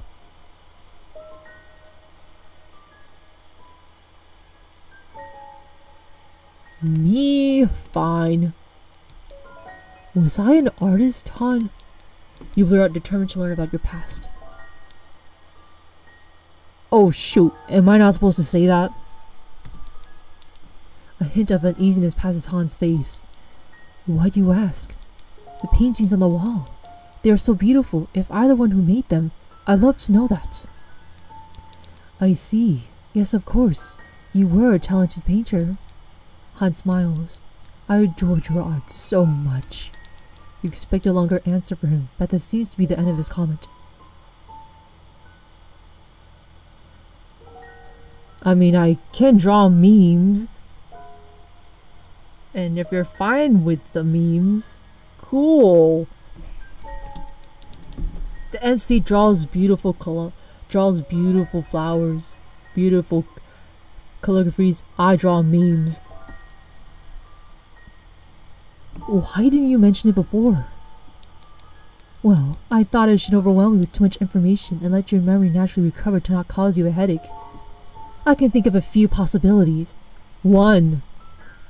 If you told me that I'm a talented artist, you're going to give me connections about my past.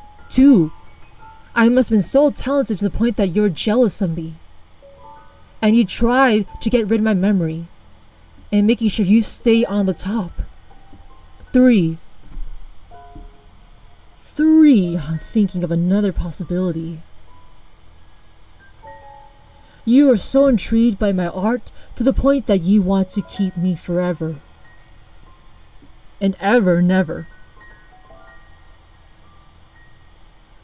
But why such a wasted talent? Why such a talent should go to waste? 3 possibilities. I'm gonna jump if that's none of the possibilities. Right. Speaking of which, it's time to take your medicine. He brings a ceramic bowl up and blows on the steam coming out of it. Your headache will get worse if you don't drink it before it cools. You glue your gaze to the medicine bowl. Though your mind is still bothered by Han's vague answers and still has so many more questions, you want to believe that he's right. Dwelling too much in the past will cause nothing but stress and anxiety. You nod, accept his bowl and drink it. The bitter liquid runs down your throat. The scent of herbs gradually absorbed by your senses.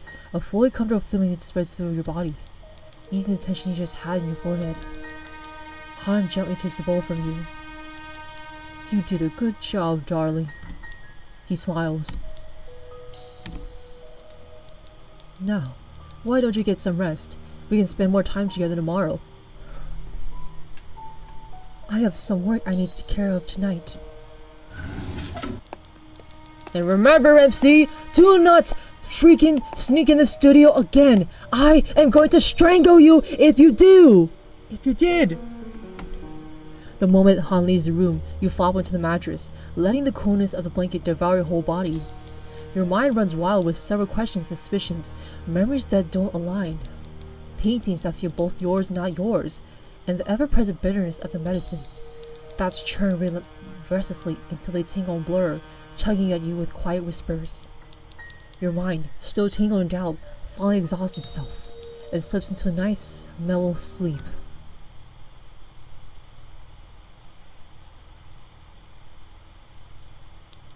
In the stillness of the night, a faint sound stirs you from sleep. Your eyes blink open, adjusting to the darkness. Creak. The door to your room groans as it slowly begins to open. Do not go to the studio, do not go to the studio, do not... Who's there? From where you lay, you can just make out a silhouette of movement. A small shadow across the wooden floor, stretching closer. Oh man! Am I gonna get killed by this doll? Your breath catches. It's the ceramic doll, the same one you saw in the garden. You start to push yourself up, heart thudding. But the moment your eyes meet its hollow haze, it begins to tremble. Crack, crack, crack. With a violent shudder, the doll splinters apart, exploding to hundreds of jagged clay fragments that scatter across the floor like broken teeth. You freeze, chest tight, pulse racing. Unless it was all a nightmare. What should you do? I don't know, you tell me. I'm joking.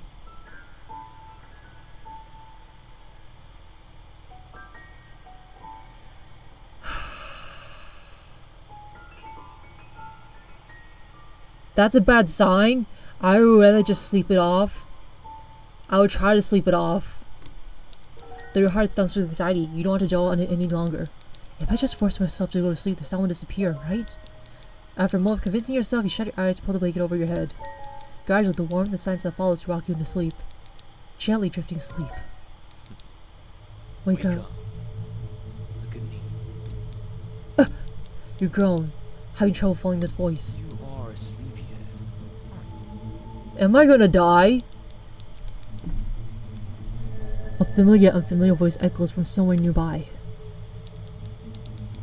You try to open your eyes, but they feel impossibly heavy, as if a blurred curtain hangs over your vision. Han? Han? After a brief laugh, he lets out a bitter scoff. Seems like he's got you wrapped around his finger, doesn't he? The man snaps his fingers, and your vision finally clears. Standing before you is a man dressed in red, his eyes blindfolded with a strip of black fabric? What the F? His hair, his features, there are unmistakable traces of Han in him, and yet there's something dangerous in his presence. His voice is deeper, huskier, stripped of Han's gentleness. His frame is similar, yet rougher, more masculine, like a sharper version of the man you know. Who are you? How did you get in here? The man doesn't answer. Though his eyes are hidden beneath the blindfold, you can feel his gaze locked onto you. You're pretending to not know me. How cruel. Wait. One possibility. You are Han. In disguise. Or you were my husband. The supposed husband. Or another one, you're just an entity. You somehow got into this place. All of a sudden, I don't know. He steps close to the weight of his stare pressing down on you, observing, and that makes your heart beat fast. Hey. You seem to not really know who I am. Do I know you? I mean, I think I hit my head and lost my memory. Hit your head. Is that what Han says? Yep, that's what Han says, and I don't believe him. And I'm glad I'm not the only one. The name Han rolls off his tongue, sharp and dripping with sarcasm. Yeah, who are you to him? Why do you two look alike? Alike. I'm nothing like him. He's weaker. Uglier. Though... He stops right in front of you. You try to step back, but your body refuses to obey. Damn it, why can't I move? Oh gosh, you see my sleep paralysis demon? Maybe I like you better this way. No memories. we can start fresh. Who the heck are you? He tilts his head slightly. Maybe this time, I can make you.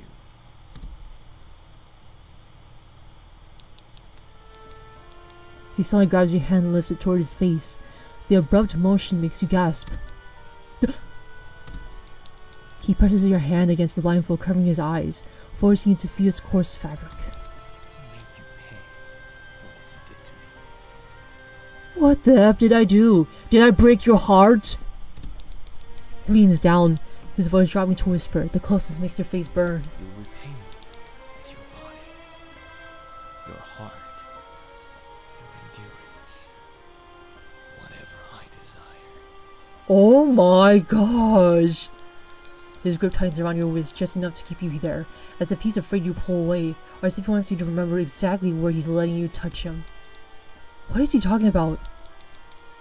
His fingers brush against yours in a lingering, heated caress before he finally lets go. If you want answers, find me in the secret area. What if that's a lie? Secret area? This is only a dream. One I created. I can't reach you in reality. His voice lowers. I can only meet you there, in that place. Remember, sometimes the area is locked. The only way to make sure you reach it is to get the key from Han. He always keeps it tucked into his belt. He steps back, a slow, knowing smirk curving his lips. Goodbye. Come to the area. You'll get your answers. His voice softens, dangerous. And I'll get what's mine. What the frick happened? With that, he dissolves into the darkness. Your surround is twisting and warping into a violent swirl. You draw up upright. Was that really just a dream? But it felt so real. You clutch your head, trying to remember who the man was, but nothing comes. The only thing that remains is the feeling, familiar, unsettling, just like you when you're with Han. A sense that you and that man must have once been close.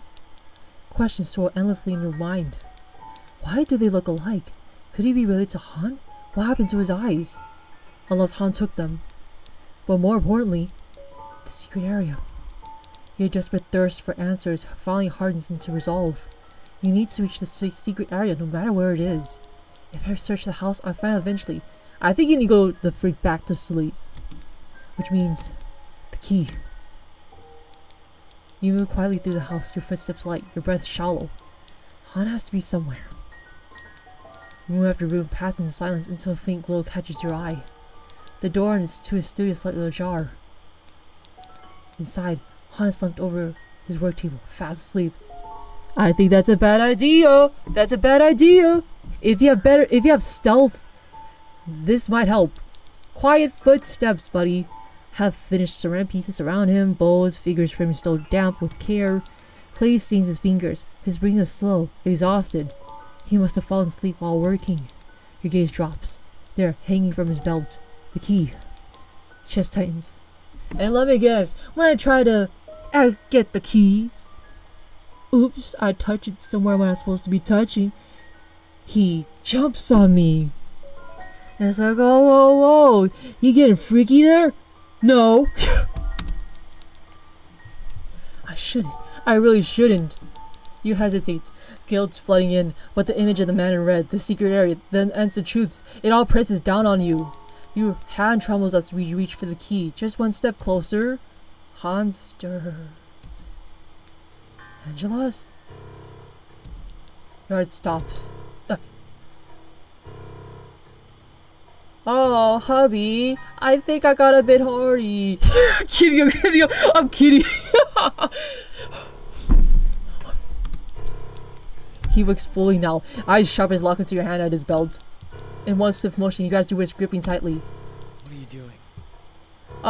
You see? I need to pretend that I'm horny. I feel a bit horny. I was just horny. I don't think you would believe me. You try to pull away, but his grip tightens. His expression darkens. Ah, shoot! Hurt flashing before anger settles in. Don't lie to me. I just wanted answers. Please, why did you say that? You could just say that. Oh my gosh! Before he can say more, a sharp burning stench floods the air. That smell! Han's eyes widen. Oil!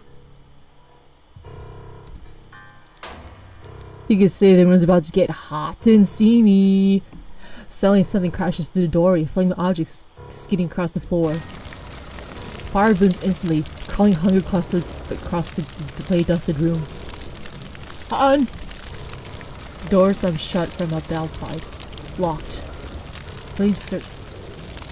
But he left me inside to burn!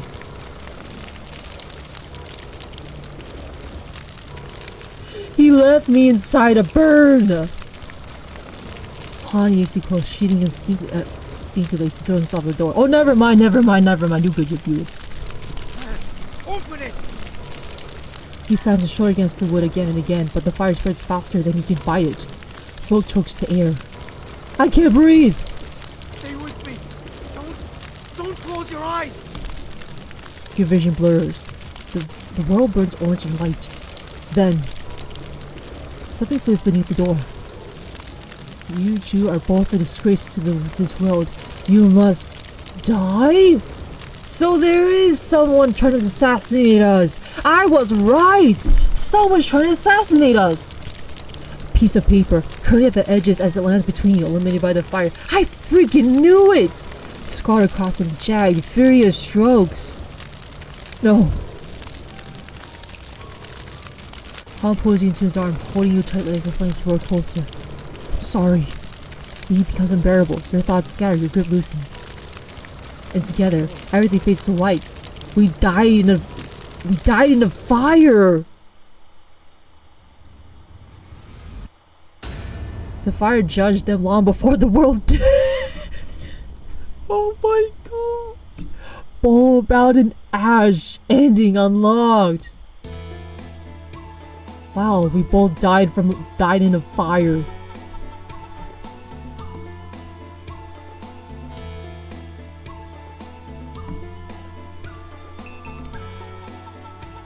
No way.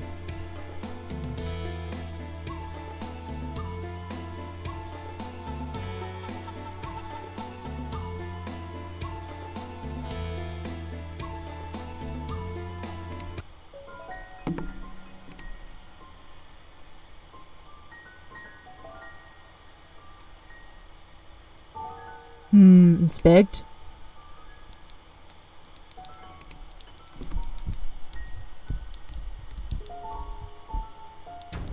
There's nothing. No doll. No broken pieces scar across the floor.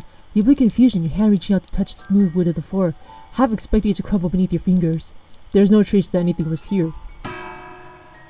This is the end of the demo! Please kindly and patiently wait for our next update. Oh, I was supposed to expect it!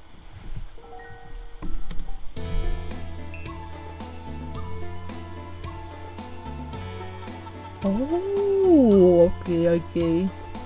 Man, this is really good. Like, this visual novel, it's more like looking for clues and then just, trying to survive. I like it. It has more horror mix than romance. And it's so many questions left unanswered. It's like you're trying to find each puzzle piece. And you're trying to twist and turn to see if it fits, but a deadly one. Alright, I'll call it a day, and I'll see you in the next stream, Meteor Sprites. And also, I'll try my best, stick with the schedule. And if it's impossible for me to do that, then I'll just stick with Gorilla. Anyways, I hope you have a good one. Take care and all the else, it's away. Bye! But let me just end up with this one pun. I guess I'm not ending. I guess you could say Han and I got pretty Hanzy. Alright, I'll stop. Bye bye.